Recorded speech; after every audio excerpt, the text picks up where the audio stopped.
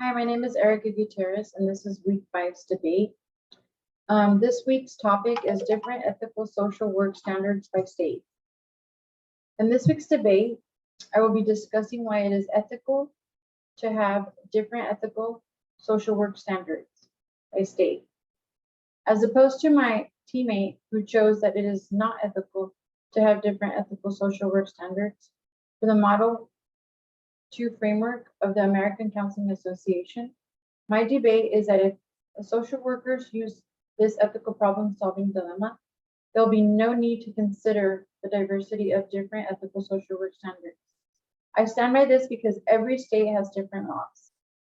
Due to every state having different laws, everyone in that state must abide by specific laws regarding traffic, criminal, family, and civil law. How much more difficult could it be to follow ethical standards set by the Code of Ethics and the NSAW and apply and adjust the laws of the state to fit and solve this dilemma? In the first step of the ethical dilemma, we can identify that problem. As social workers in that particular state, you should be familiar with the laws in place already. Next, I will apply the American Code of Ethics and decision-making from the American Counseling Association, as there is 5 principles that counselors should follow. The first is autonomy. It is a principle that addresses respect for independence and self-determination. The essence of this principle is allowing an individual freedom of choice and action. It addresses the responsibility of the counselor to encourage clients when appropriate to make their own decisions and to act on their own values.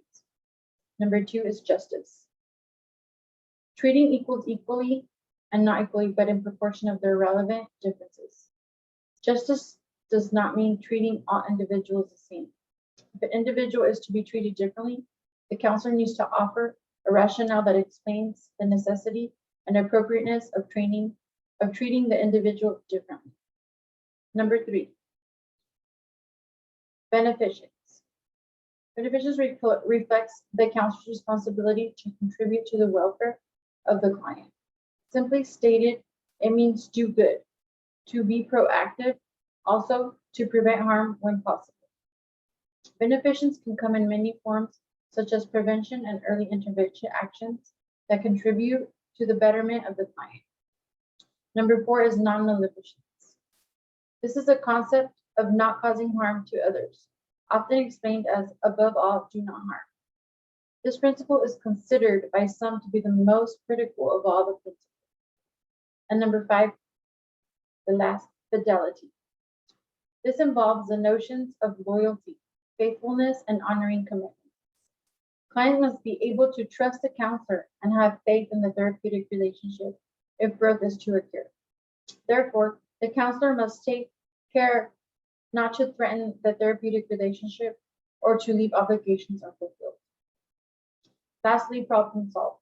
If every social worker follows these steps and these principles, then there should be no questions as to why it is or not ethical to have different ethical standards due to the ethical standards not changing, but the laws changing state by state.